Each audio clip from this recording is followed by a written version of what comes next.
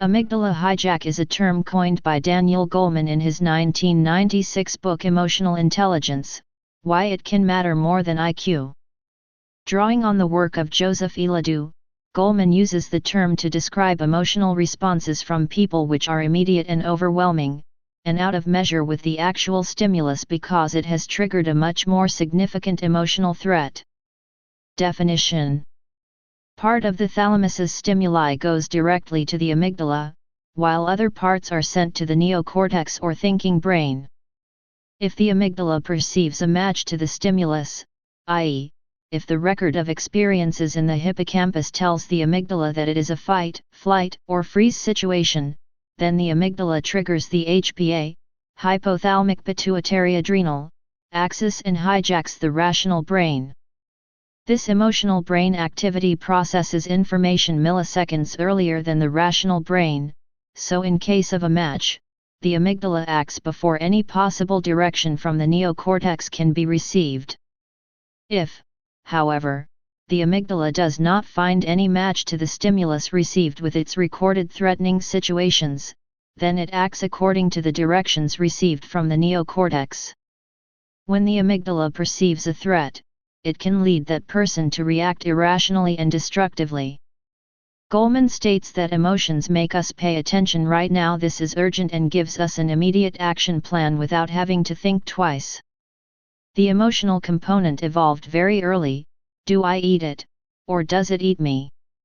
The emotional response can take over the rest of the brain in a millisecond if threatened. An amygdala hijack exhibits 3 signs: strong emotional reaction, sudden onset, and post-episode realization if the reaction was inappropriate.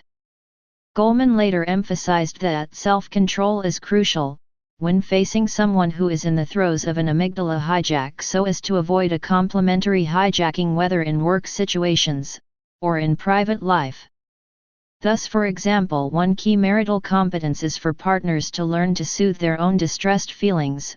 Nothing gets resolved positively when husband or wife is in the midst of an emotional hijacking.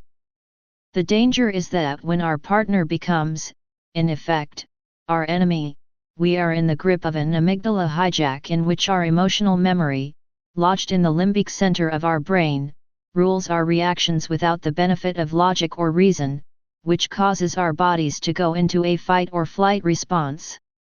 Positive hijacks. Goleman points out that not all limbic hijackings are distressing. When a joke strikes someone as so uproarious that their laughter is almost explosive, that, too, is a limbic response.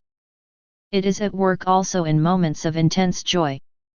He also cites the case of a man strolling by a canal when he saw a girl staring petrified at the water. Before he knew quite why, he had jumped into the water in his coat and tie. Only once he was in the water did he realize that the girl was staring in shock at a toddler who had fallen in, whom he was able to rescue. Emotional relearning. Ledoux was positive about the possibility of learning to control the amygdala's hair-trigger role in emotional outbursts. Once your emotional system learns something, it seems you never let it go. What therapy does is teach you how to control it. It teaches your neocortex how to inhibit your amygdala. The propensity to act is suppressed, while your basic emotion about it remains in a subdued form. Please subscribe and thanks for watching.